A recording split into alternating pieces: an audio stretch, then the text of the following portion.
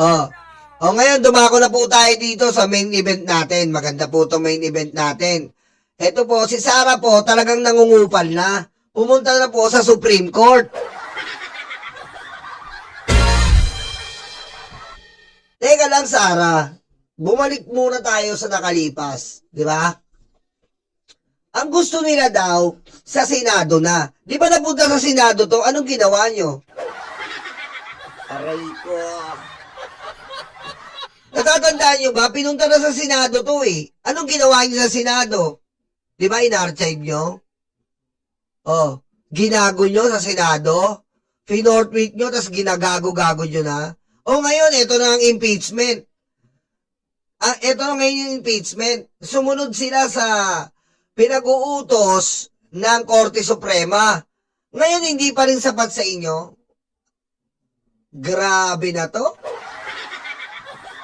Aray ko. Diretso muna natin. Ano nga sila papangon o paano nila haharapin ang ganitong sitwasyon? Balik sa'yo, Willard. Maraming salamat. Che, sulit nagulat ng live mula sa Laloma, Quezon City. Umabot na sa Korte Suprema ang impeachment ni VP Sara. Pinawawalang bisa ng ilang abogado ang naging pagdinig sa Kamara dahil labag daw ito sa konstitusyon. Paanong labag sa konstitusyon? Saan parte? Sige nga. Paanong labag sa konstitusyon? Korte Suprema ang may akda nito. Part 3 na to. Aray ko.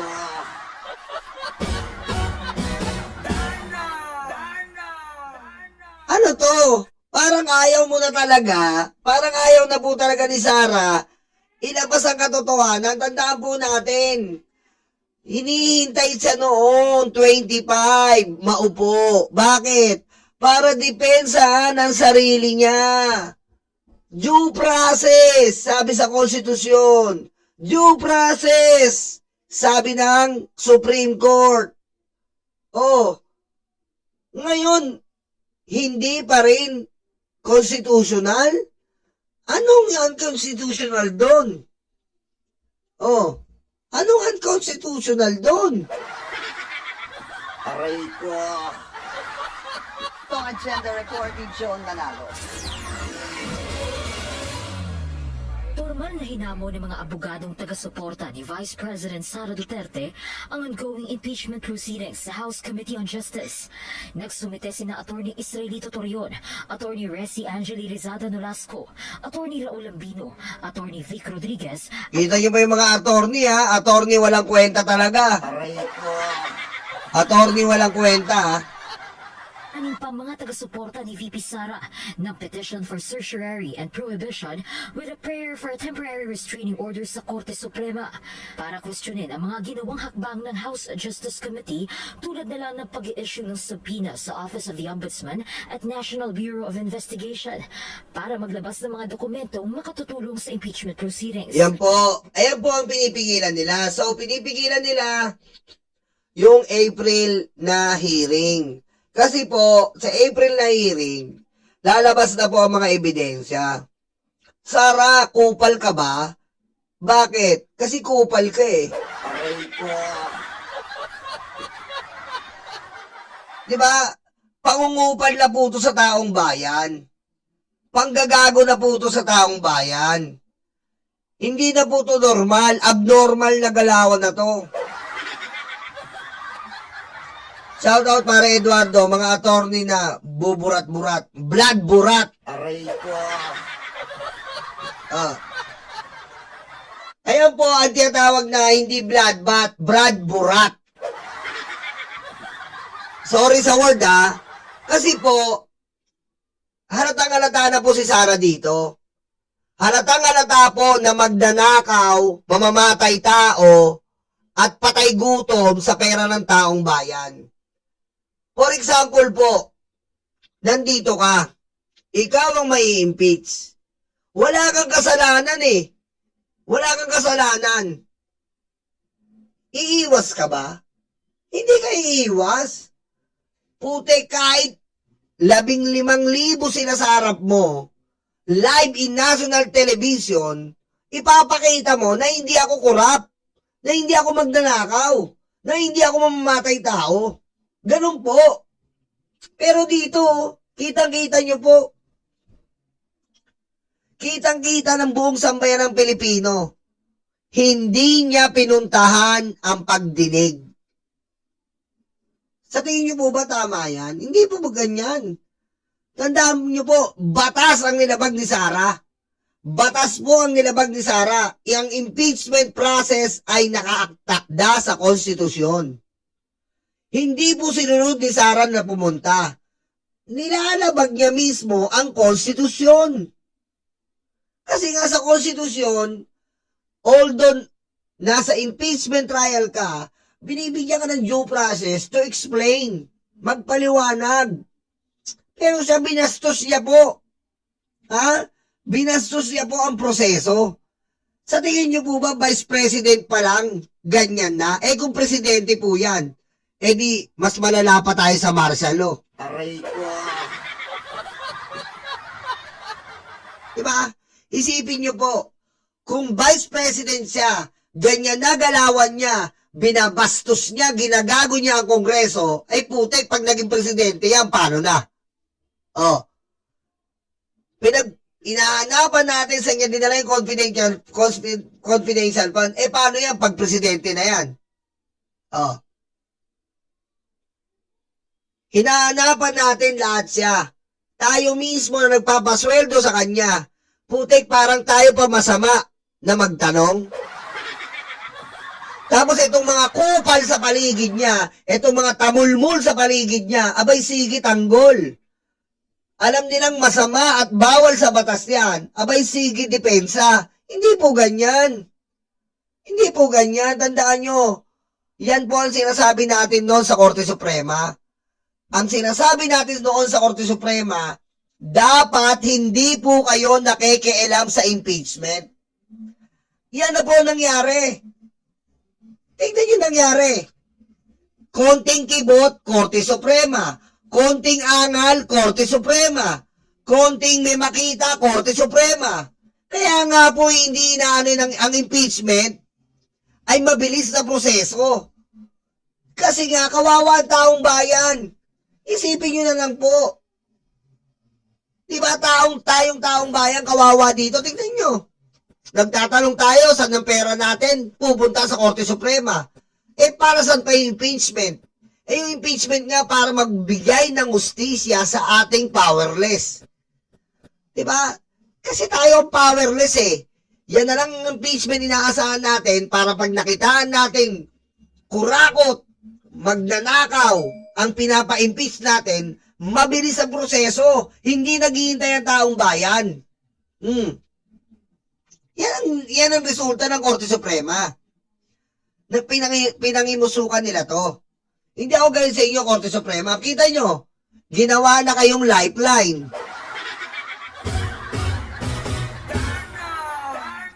Tingnan nyo po. Konting kibot na naman, Korte Suprema. Kinasanayan na, Korte Suprema.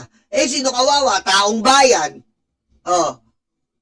Ayaw magpaliwanag. Ganun po ba yun? Ayaw magpaliwanag.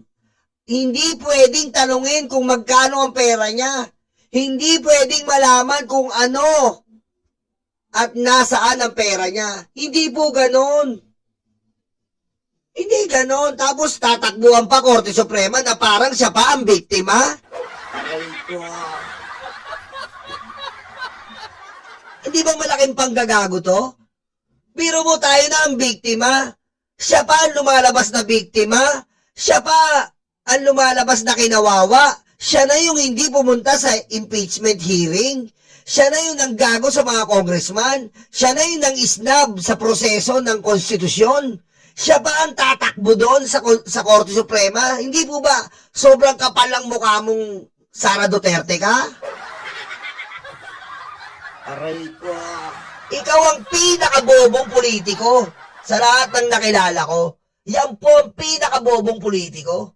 Biro mo, sa Japan po, ma-involve ka lang, akusahan mo lang ang isang prime minister, ang isang politiko sa Japan, stress na, depressed, nagpapakamatay na nga eh. Pupunta na yan doon sa death forest nila. Magsusuicide yan. Dito, hindi, kapal ng muka. Nandito na yung ebidensya. Tapos siya pa yung biktima. Siya na yung nagdakaw, siya pa biktima. Aray ko. Ayop. Hindi ganon.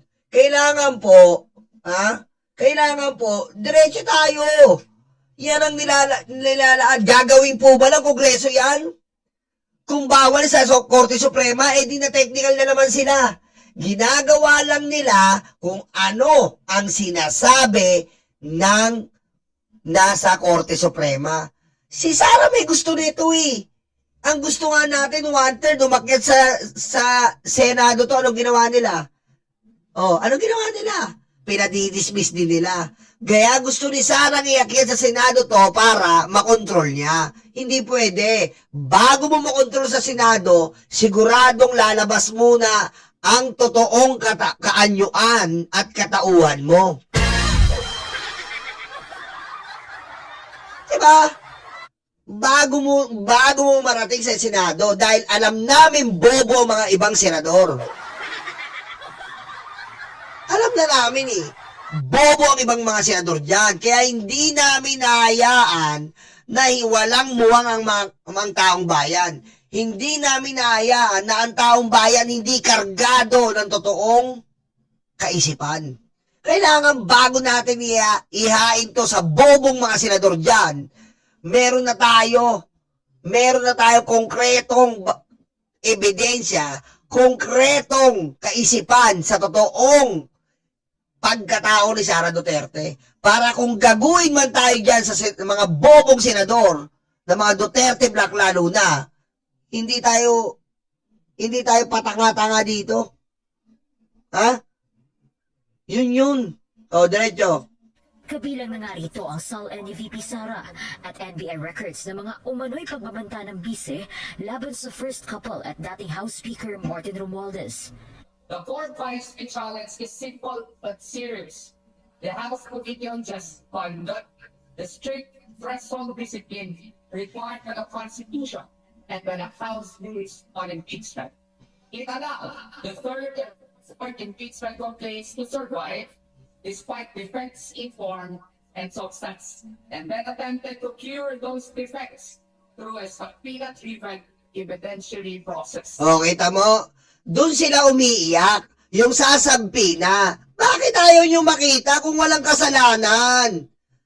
Yun lang yun eh. Ako, nirereklamo ko. Nagnakaw ako sa kumpanya ko ng 125 million. Ay putik wala po akong ganun. Nyolo, sabi sa akin ng presidente ng kumpanya, Nyolo, ang tagal kitang pinagkatiwalaan. Bakit ninakaw mo yung 125 million? Ha, sir? Wala akong ganyan. Aray ko. Diba? Ganun ka agad reaction mo, sir. Wala akong ganyan. Anong gagawin mo? Sir, ito mga bank account ko. Ito ATM ko. Ito checkbook ko. Lahat. Ito GCash ko. Ito bahay namin. Ito, ng asawa ko. ATM ng asawa ko. Tingnan nyo kung may pera akong ganyan. Aray ko. Tama, mali. Sa ordinaryong mamamayan, ganyan. Lalo na kung ikaw ay vice-presidente. Tatakasan mo na naman, iti-technical mo na naman. Di ba kukupalan niya? Kinukupal mo na yung taong bayan. Kinukupal na po yung taong bayan nito. Hindi na to, it's not a matter of DDS. It's not a matter of loyalista, kakamping, etc. Pangungupal na po to sa taong bayan. Ha? Masyado ka nang entitled, kupal ka. Sumagot ka. Hindi tataguan mo. Vice President ka lang. Pwedeng bawiin niya ng taong bayan in any given moment. Pansamantalang posisyon lang yan na binigay sa'yo ng taong bayan pero binalaura mo. Ngayon, ayaw na ng taong bayan, pinagpapaliwanag ka, pusang ina, entitled ka pa. Pagayin mo sa BBM, no joke.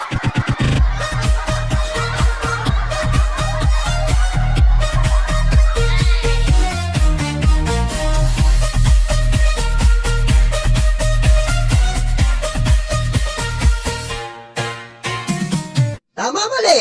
Oh. Huwag mong ipagsiksikan ang hayop na sarili mo dyan dahil hindi sa'yo yan. Huwag mong ipagduldulan ang sarili mo dyan dahil hindi sa'yo yan. Kung kailangan mo magpaliwanag, magpaliwanag ka. Hindi yung papasiklaban mo kami dito sa mga bobo mong abogado. Diba? Government is transparent. Dapat. Pero ito, tignan nyo po. Anong galawan to? Galawan ng pambobo to.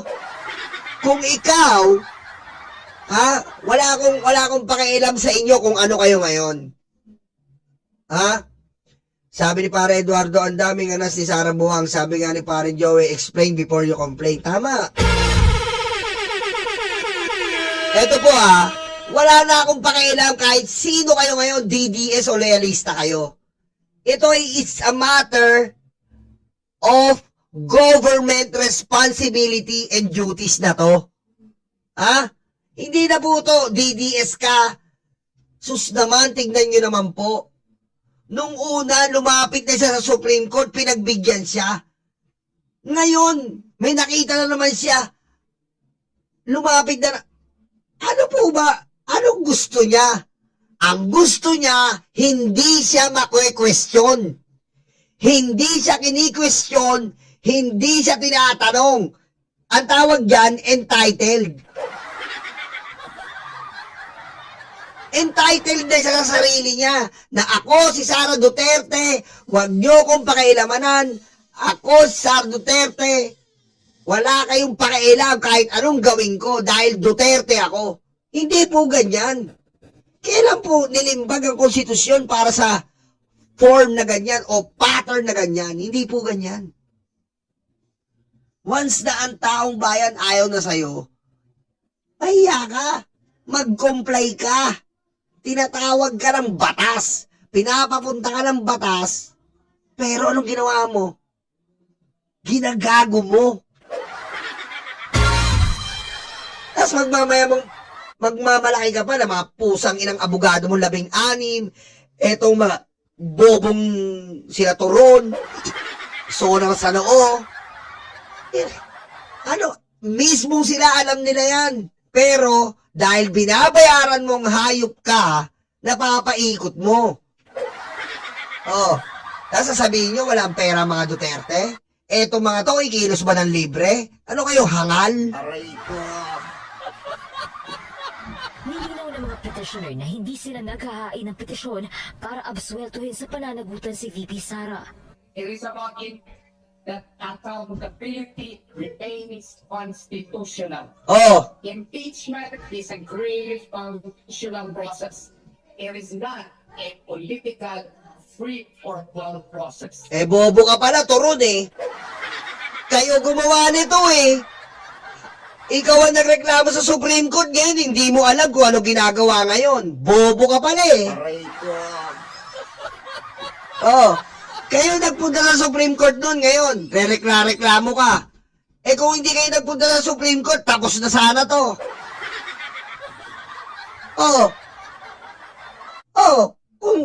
Kasi bobo talaga kayo Alam niyo kung ba't kayo bobo? Kung tinapos nyo na yung impeachment, total mga kumag naman pala yung mga senador, panalo naman kayo sa boto, dismiss, archive nyo pa. Sino bobo? Di kayo. Yung mga kupal na senador, kaalyado pala na itong kupal na Sara, ba't hindi pa kayo diniretso nyo yung impeachment? Total, anumang ebidensyang ilabas, nandun yung boto. Kahit sunugin mo si Robin, boboto lang no. Kahit sunugin mo si Marcobeta, boboto lang no. Si Amy, si Joel, si Jinggoy, si Cheese, si Cayetanong isa, si Mark Villar. Hindi nyo pa tinuloy, nasa inyo na yung boto. Oh, tapos isisi mo na naman dito. Nasa inyo na yung numero, hindi nyo pa ituloy. Sino bobo? Eh di kayo.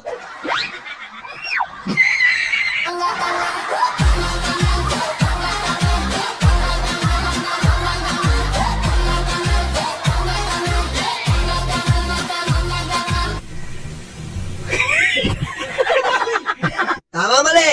Di ba? Nasa kanila ang numero. Oh, ba't hindi nyo tinuloy? Pina-archive nyo pa.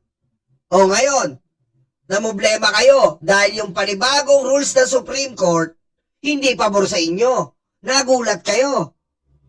Eh, kinonsult na ito, binigyan linaw to ni Jinky Luistro maigi sa Supreme Court. Na ganun ang process. Kailangan makakuha ng probable cause. Ano gagawin yan? Kasi pag hindi po ginawa ni Jinky Luistro yun, parang 1/3 of vote din yan.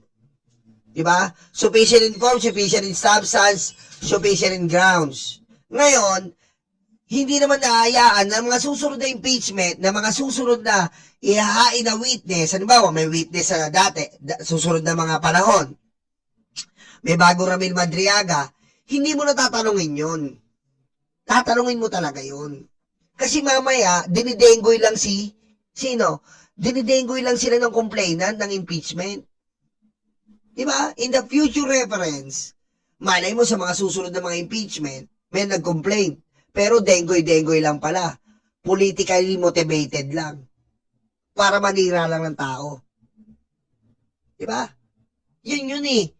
Kailangan malaman ng Committee on Justice na tatayo to, may probable cause. Yun eh. Ang problema nila, hindi pabor sa kanila. Yun ang problema nyo. Ang problema ninyo, totoo kasi yung sinasabi ng dala-dala ng mga complainant na witness. Yun ang problema nyo. Yun eh. Hindi naman pwede in the future reference, in the future coming, sa mga susunod na mga pangyayari na dekada, taon na mag-i-impeachment uli. Pagtapos ng grounds, diretso na, hindi ganon. Hindi po ganon. Titignan muna nila kung talagang maitatayo nila to sa Senado. Titignan nila bilang mga prosecutor yung iba dyan, kung maisasagip nila to at maipapanalo sa Senado. Dahil sila mismo ang prosecutor eh. Oh. Yun. Hindi basta-basta iaakit mo kagad. Ang gusto nila, pagtapos ng grounds, diretso na. Nonsense! Parang 1/3 of vote din yan.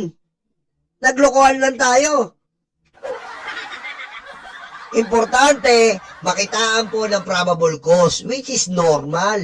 Kailangan ng probable cause para matuloy sa korte. Ganon din pag dinidemanda ka, kailangan mo ng probable cause para umakyat ka sa demanda mo sa korte.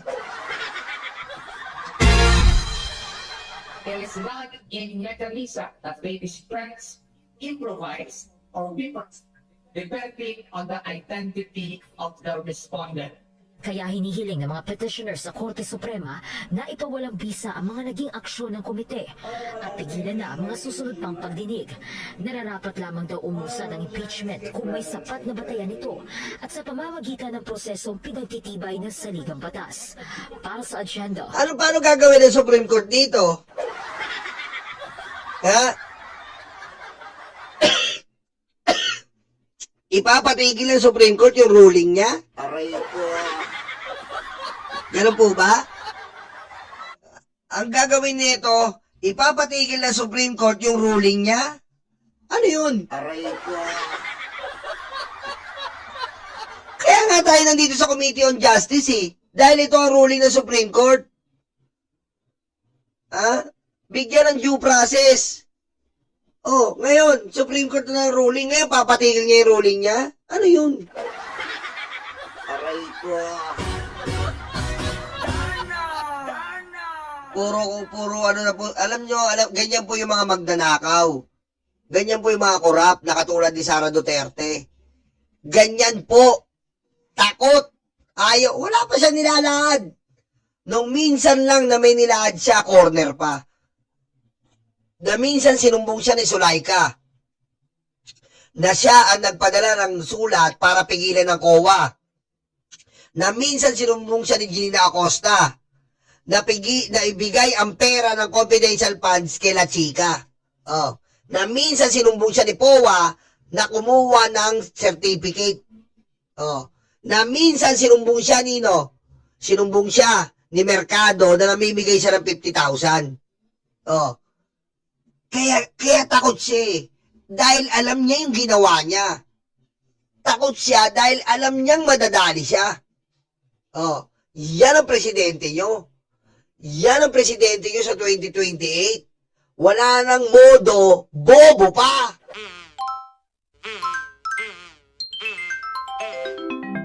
Kakulango.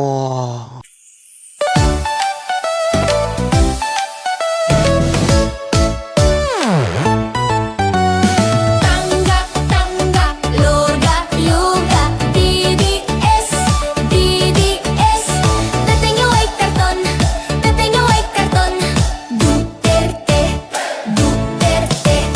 Tangga, tangga, luga, luga, DDS, DDS. Dating nyo ay karton, dating nyo ay karton. Duterte, Duterte. Ayan na sila, ayan na sila. May leta na peke, may leta na peke. Ayan na sila, ayan na sila. May leta na peke, may leta na peke.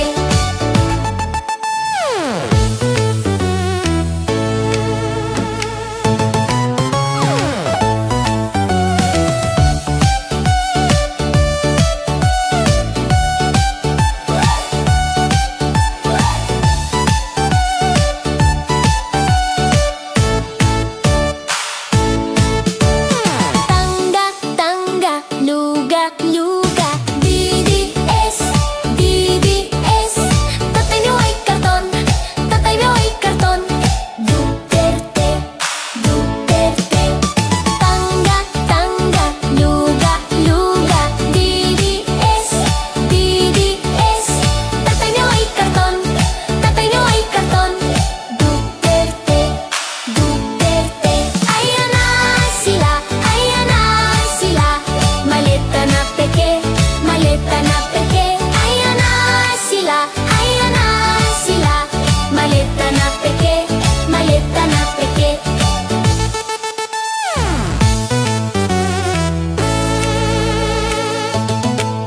Sara nababali na siya.